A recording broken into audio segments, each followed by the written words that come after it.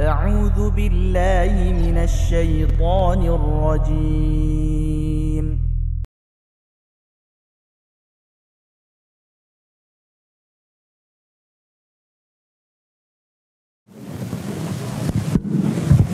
طيب قبل الأسئلة أشكركم شكرا الزيارة في كراوان وأرجو منك أن تزورنا كثيرا في كراوان. أهلا وسهلا بقدومكم يا شيخ. السؤال كي يستفيد الآخرين السؤال باللغة الإندونيسية. Soalnya adalah polemik yang sering terjadi di antara para penuntut ilmu, khusus Al-Quran dalam mengajarkan anak-anak. Pertama, mana yang afdol, ya? Sebagaimana tadi yang dipaparkan oleh Syekh, Thariqah An-Nabawiyah, Al-Arad was-Sama', ya. Sigar. Ya. Nah, di Sigor, apakah kita menunggu? Soalnya pertama adalah apakah kita menunggu anak-anak bisa membaca Al-Quran, kemudian kita baru menyuruhnya untuk menghafal, ya. Kedua, atau sembari berjalan, sebagaimana juga Al-Quran diturunkan ayatan-ayatan, ya, per ayat, kemudian Rasulullah mengajarkan kepada para sahabat. Nah, kemudian ketiga, berkaitan dengan tadi qiraah dalam sistem metode membaca. Apakah anak itu kita tunggu sampai bisa membaca tengah surat atau pertengahan di tengah Al-Quran itu dia bisa mampu untuk membaca, baru kita akan suruh menghafal. Nah, di sini terjadi polemik. Ada yang mengatakan begini dan begitu. Gimana menurut Syekh yang afdol, yang terbaik untuk terutama untuk TK, untuk SD, karena gurunya sendiri belum bisa, bahkan belum mendapatkan sesuai yang tadi silsilah sanadnya, ya, yang sahih gitu kan. Syukran jazilan wa arju minka ziyarah katsirah. سؤال طويل جدا. لكن تفهم يا شيخ السؤال الأول طبعا هو يقول يعني كيف طريقة لتعليم الأطفال الصغار. طبعا الأطفال الصغار لا يعرفون القراءة مباشرة، ولذلك أحسن طريقة هي أنك تقرأ وهم يعيدون خلفك، إما كل واحد على حدة أو تجمعهم يعني جماعة وتقرئهم، وهذه هي الطريقة السهلة والأمثل للأولاد الصغار. ولكن هناك إشارة أو هناك يعني لمحة أو هناك يعني ملاحظة، دائما عندما تقرئ الطفل الصغير لا تكثر له الآية، لأن الطفل الصغير عنده نفس قصير وبالتالي لا يستطيع أن يكمل الآية كاملة. والملاحظة الثانية أيضا وهي أن تبدأ له من قصار السور، لا تقرئه مثلا من البقرة وآل عمران والنساء وما إلى ذلك، وإنما تبدأ له من قصار السور من الناس والفلق وتبدأ بالفاتحة طبعا التي هي أم الكتاب. ثم هناك أيضا أمر مهم آخر بالنسبة للأطفال الصغار، الأفضل والأحسن الذي يعلم الأطفال الصغار أن يكون متقنا، لأن الطفل الصغير يعني إذا نقشت عليه من البداية يقرأ صحيح سيقرأ صحيح طول الزمان، لا يحتاج إلى التصحيح بعد ذلك.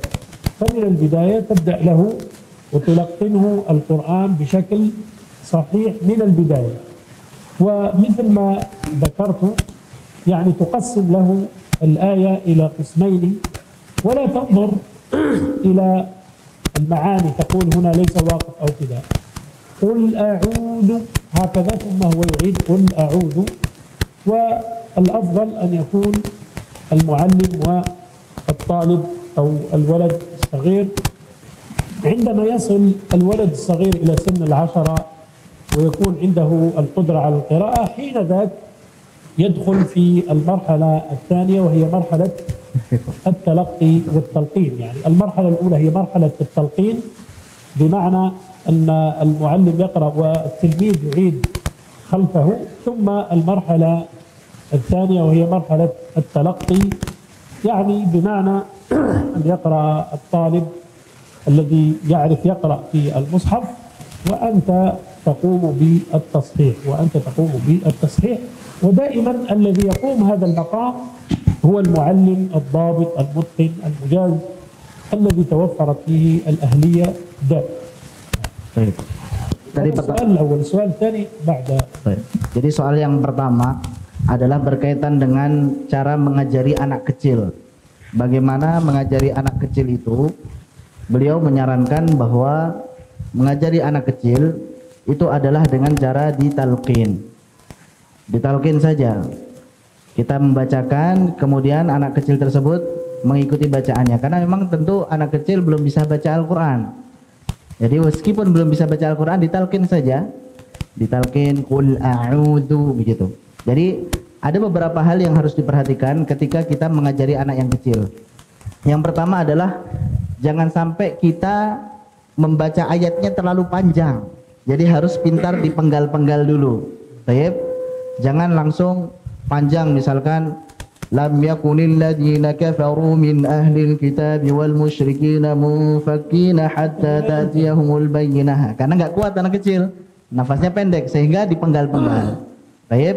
Yang kedua, ketika mentalkin anak kecil, maka diusahakan dimulai dari surat-surat yang pendek. Ya tentunya pertama Al-Fatihah dulu, kemudian surat An-Nas, Al-Falaq, Al-Ikhlas dan seterusnya. Jangan dari depan, jangan dari Al-Baqarah, Ali Imran dan seterusnya. Baik.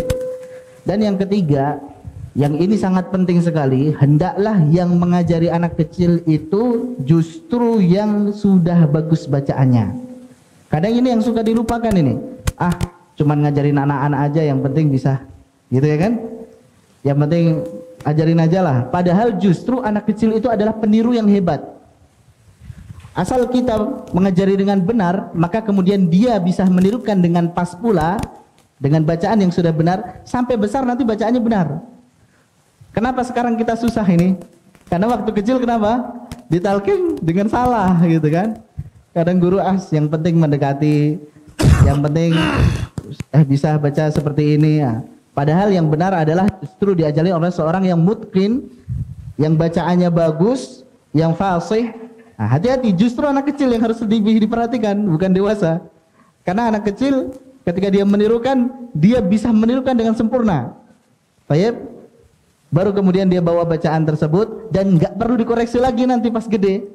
Nggak perlu lagi repot-repot lagi, tinggal menghafal dan kemudian menambah riwayat dan seterusnya. Baik. Itu hal-hal yang harus diperhatikan. Kemudian nanti ketika menginjak umur 10 tahun, beliau memberikan patokan 10 tahun dan bisa membaca Al-Quran.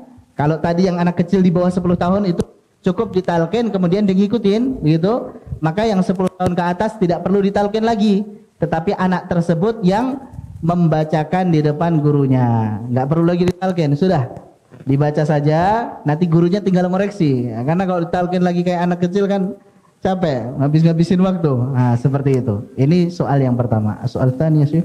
يجيبه على سؤال واحد فقط لأن الوقت يعني طيب مغرب قريب. cukup insyaallah karena waktunya terbatas.